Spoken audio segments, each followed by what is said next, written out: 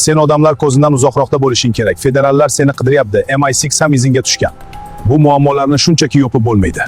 Bunchalik to'polon ko'tarishing shart emas edi. Axir barchasini qizim uchun qilayotganimni bilarding. Shunga qaramay barchani menga qarshi qo'yding. Men hech kimni senga qarshi qo'ymadim. Ular sendagi fayl haqida bilishadi.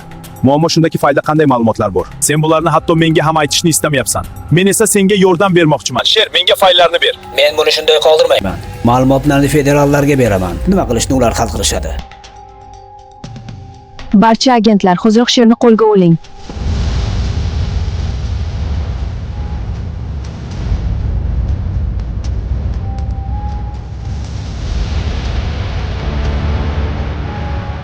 Senga yordam bermoqchiman degan, hali bu tuzoqmidi?